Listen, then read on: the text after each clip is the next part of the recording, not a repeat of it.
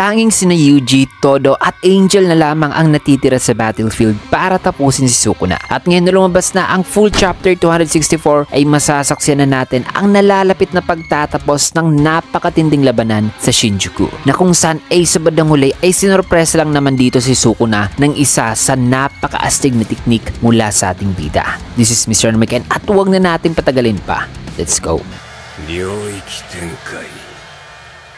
Nagsimula ang chapter sa pagpapatuloy sa eksena na kung saan ay papa-activate na ngayon sa Angel sa kanyang curse technique na maghihiwalay kay Sukuna sa katawan ni Megumi. At habang ina-anticipate ngayon ni Sukuna, Yuji at Todo ang atake ni Angel, ay kasabay ng pag-ihip ni Angel sa kanyang curse tool ay kaagad namang sinuntok ni Sukuna ang ground na kanyang kinatatayuan upang ang mga malalaking tipak ng semento ay aangat dyan kasabay sa pag-activate ng Jacob's Ladder ni Angel na tumama diretso talaga kina Sukuna, Yuji, pati na kay Todo kasi napakalapit lang ng distansya nitong tatlo mga kaibigan sa isa't isa at medyo malawak ang area na sinasakop ngayon ng beam of light nitong Jacob's Ladder. Kaya na may matapos niyan ay ang mga nakalutang na debris ay ang siyang ginamit naman ni Sukuna para makaakyat sa itaas na kung nasaan ngayon nitong si Angel. Agad naman itong napansin ni Angel samantalang habang makikita si Sukuna ng mabilis na kumikilos at tumatalon patungo sa itaas ay sa isipan naman nito ay sabi niya na di tulad daw sa loob ng domain expansion on Yuta na kung saan ay ang tinatarget lang ng Jacob's Ladder noon ay siya lamang. Itong Jacob's Ladder naman daw ngayon ni Angel ay hindi lang siya ang tinatarget kundi pati na sina Yuji at Todo kasi malapit lang din sila sa area. Kung kaya't dagdag pa ni Sukuna na kung dadaan lang daw siya dito sa sentro ng liwanag ay makakaakyat daw talaga siya kina Angel nang walang nakaka-interrupt sa kanya. So grabe, mas pinili pa ni Sukuna ng manatili dito sa liwanag ng Jacob's Ladder para lamang makapunta sa itaas at maatake ngayon itong si Angel. Kaya naman nang nasensa ni Angel ang gagawin ngayon ni Sukuna sa kanya ay mabilis na niyang sinabihan si Hana na umalis na lang muna. Subalit ang halos hindi mahagilap na si Sukuna ay bigla namang nawala sapagkat nagkikilos na sana si Hana ay laking gulat niya na sa kanyang paglingon ay nakarating na pala si Sukuna sa kanilang likuran na ngayon naghahanda na ng isang suntok. Kaya habang may kitang nag-i-imbue na ngayon ng curse energy si Sukuna sa kanyang kamao ay sa isipan din naman nito ay wika niya na nagko-coexist daw sina Angel at ang vessel nito sa iisang katawan. Kung kaya't ayon pa kay Sukuna na si Angel ay isa lamang daw ngayong sorcerer na may napakalakas na teknik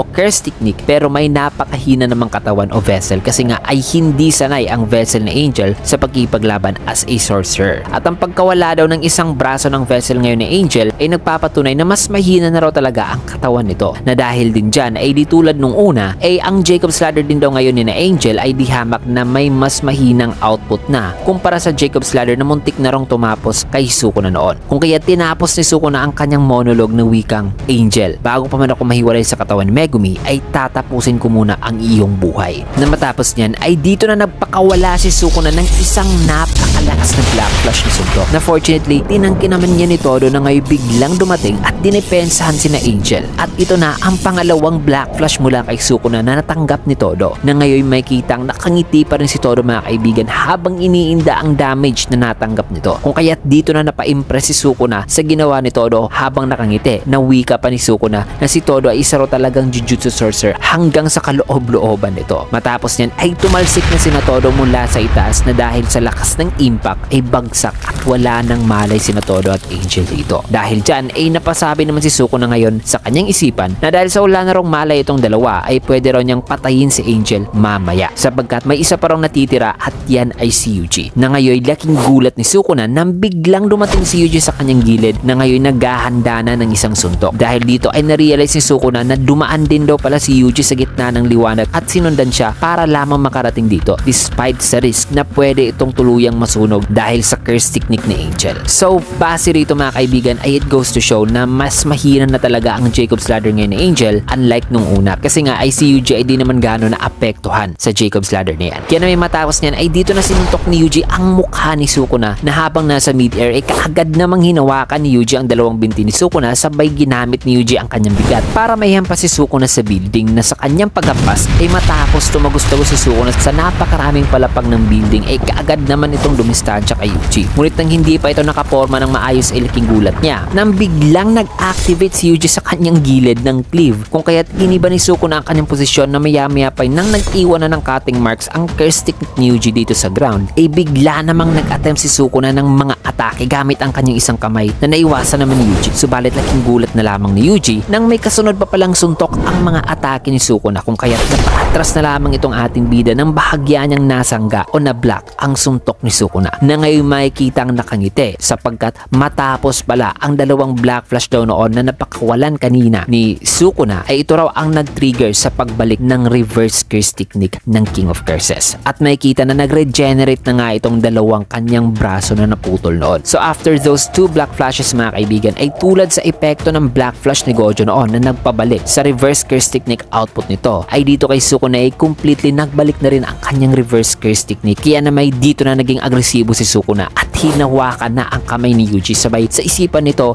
ay wika niya na wala na raw siyang rason pa na gumawa ng mga risky move gaya ni Gojo noon. Kaya naman nang mahigpit na hawak-hawak ni Sukuna ang isang kamay ni Yuji ay dito na niya sinuntok si Yuji na na-block naman ng ating bida pero dahil sa may dalawa pang ang ekstrang kamay itong si Sukuna ay dito na sinuntok ni Sukuna ang mukha at sikmura ni Yuji gamit ang kanyang dalawa pang ekstrang mga kamay. At sinundan pa ito ng King of Curses ng isang napakalakas na tuhod sa ulo ng ating bida. Habang ayon naman kay Sukuna na ang kanya lang daw dapat gagawin ngayon ang hintayin bumalik na lamang ang kanyang curse technique mula sa pagkaka-burnout nito dahil sa hindi naman daw threat si Yuji sa kanyang buhay. Kaya naman nang napaatras si Yuji at napatumba ay dito naman nag-activate muli ang ating bida ng kanyang curse technique dito sa kanilang kinatatayuan. Kaya naman nang nawala ang footing ni Sukuna dahil sa cleave na ginawa ni Yuji na sumerpresa nito ay dito naman bilis na kumilos si Yuji at inatake sana itong si Sukuna subalit naiwasan ito ng King of Curses kung kaya't nag-iwan na lamang ang cutting marks ni Yuji dito sa pader. Habang iniisip naman dito ni Sukuna na ang dismantle daw ni Yuji na nagta-target daw sa boundaries ng kanyang soul at sa soul ni Megumi ay isa rong technique na napaka-lethal sa isa rong incarnated sorcerer na kagaya niya. Pero dagdag pa ni Sukuna habang hinila ngayon ang damit ni Yuji at sinuntok ang mukha na wika pa niya na kung di naman daw makakapagland si Yuji sa kanya ng atake ngayon ay uses pa rin daw ang technique ni Yuji na maya-maya pa nang naghahanda na itong dalawa sa kanilang susunod na atake ay bigla namang nagulat dito si Sukuna.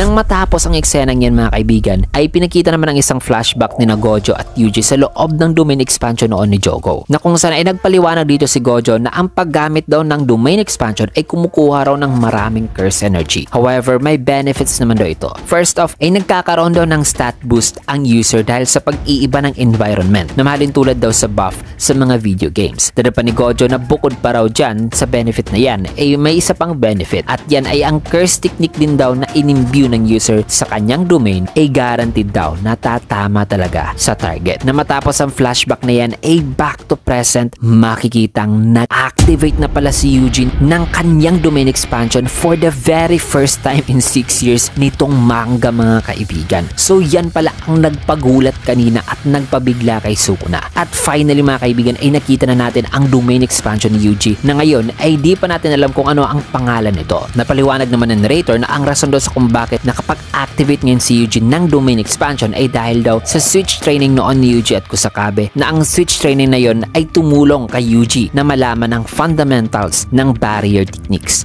Na matapos niyan ay bigla namang nagising si Sukuna sa isang train station na kung saan ay nakaupo na lamang siya. Kung kaya't napasabi naman rito si Sukuna na ano raw itong nangyayari ngayon sapagkat mas lalo siyang nagulat nang nandito rin pala si Yuji na nakangiti na wikang halika Sukuna. At ang Sukunang kausap dito ni Yuji ay tila bay ang Sukuna na nasa form ni Yuji noon. So ito pala ang domain expansion ng ating bida na kung saan ay tila bay nasa train station sila ngayon mga kaibigan. Bagay na matagal na palang shadow sa unang opening pa lamang ng season 1 ng JJK anime. Kung kaya't nakakapanabik talaga mga kaibigan kung ano kayang susunod na mangyayari dito sa loob ng domain na magkakaroon ba sila ng 1v1 pure physical fight o di kay isang peaceful na paraan ang pagtalo dito ni Yuji kay Sukuna. Well, malalaman natin ang susunod na mangyayari dito sa loob ng domain ni Yuji sa susunod na chapter mga kaibigan dahil dito muna magtatapos ang chapter review natin with an editor's note na nagsasabing this decisive one-on-one heads into an uncharted domain. At luckily, wala pong break next week. So tuloy-tuloy pa rin ang nalalapit na pagtatapos ng Shinjuku